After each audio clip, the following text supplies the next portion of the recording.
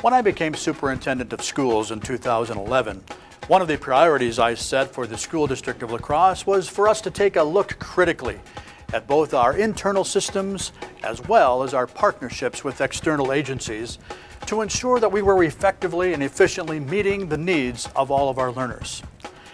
As I worked with the school district's administrative team, we turned to the work of Edelman and Taylor and their book, Rebuilding for Learning, to serve as our guide.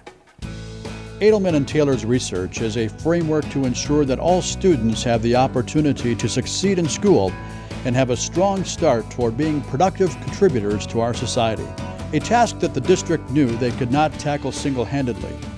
So, they reached out to the Family and Youth Services Subcommittee of the City, County, and School District Collaborative, and in August of 2011, a summit was held that included more than 100 people representing over 30 youth and family services agencies.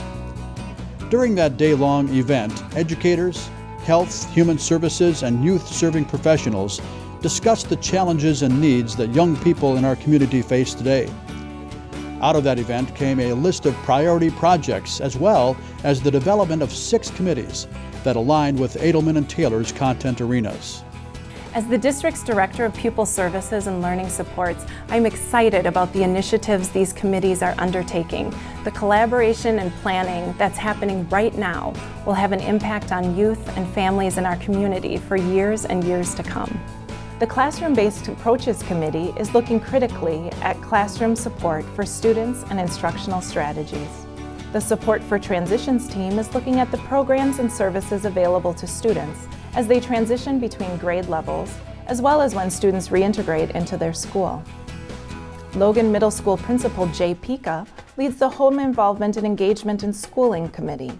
His group is looking critically at how to improve the home-school connection. The Community Outreach for Involvement and Collaborative Support team is identifying how the community supports learning and where gaps exist.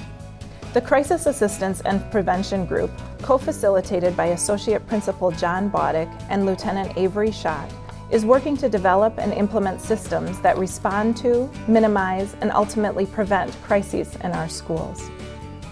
And finally, the Student and Family Assistance Committee is looking at the referral process and intervention services available for our students and what needs are not yet met. Over the course of the next year, the membership on these 6 committees was solidified, and work on a resource website and a multi-agency release of information was developed. In August of 2012, a second summit was held. Dr. Rhonda Waltman from the Division of Community Affairs for the Rebuilding for Learning Initiative facilitated the event. The school district alone can't fix the problems with children, and we need everybody at the table. So the challenge for me was coming to a community where there's already buy-in, but where there are very high expectations of how we care for all children and all families. Last year, a lot of the barriers were identified to learning and institutional barriers to helping children and families.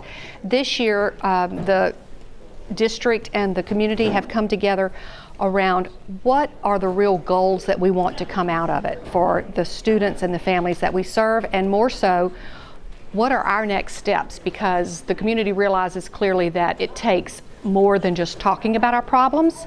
It takes putting a framework around what we're doing and bringing our thoughts to action so that we are successful with our children and families. Dr. Troy Harcey, Associate Superintendent of Instruction for the School District of La Crosse, believes this work will have a lasting impact. The magnitude of the work that we're trying to do is enormous, but it's also exciting. And so with that in mind and the alignment between organizations, we've taken baby steps. We're 2 years into this, and I think we all have to be mindful of the fact that this is legacy work. And I don't mean for any one organization or any one person, but for our community as a whole. And we've used this trite saying before, but I believe it's to be true. A rising tide raises all boats. And so we feel like we're doing something that's going to be profound in our community for a long time to come, and we're being very, very intentional about how we approach it. The 2 summits, as well as the committee work, has brought organizations together to engage in critical conversations about serving youth and families that is different than that in the past. Parenting Place Executive Director Jody Wiedek. My experience is you can't really build collaboration until you know folks and you trust folks. And you don't get that until you spend time with each other. So having this opportunity to be around the table with each other and talk about vision and dreams, hopes and dreams for our families and children. Executives from the various youth-serving organizations repeatedly shared the realization of the importance for regular and ongoing communication amongst organizations. Communication. We need to make sure that all the services that we're all providing, that we're all aware of what everybody is doing. The organizations know that with better communication will come better services for the families and children we serve. There's lots of linkages that we're missing that we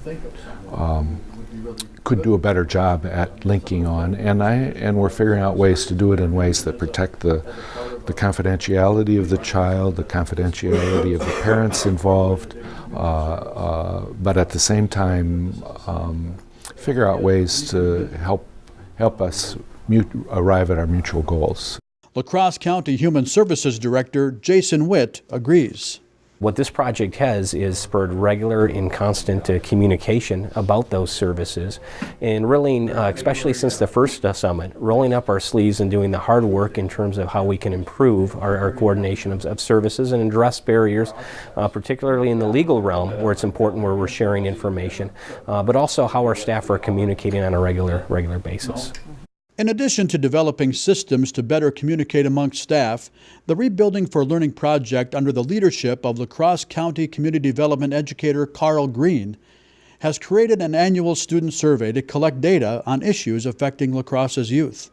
Continually ask without inundating them with surveys, obviously, but and so I guess in regards to student surveys, continuing to get their feedback and get data together so that we see what are some common issues.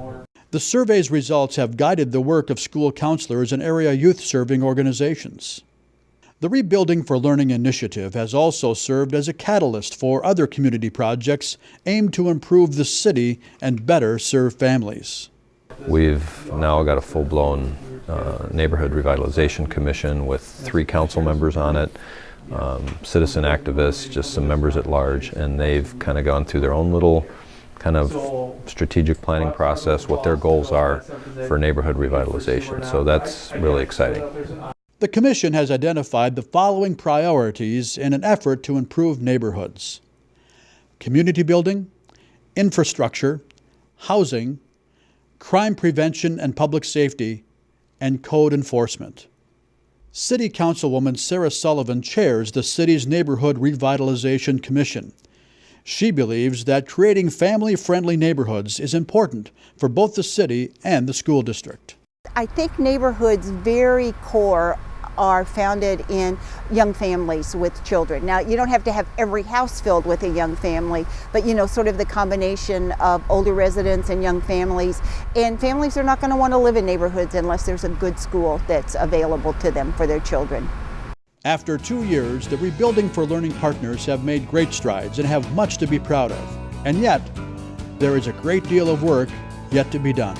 Our goal is sustainability, and so to do that we've been working on a common agenda, we've been working on mutually reinforcing activities, we've been working on those kinds of metrics that we can measure across organizations, and that's daunting work.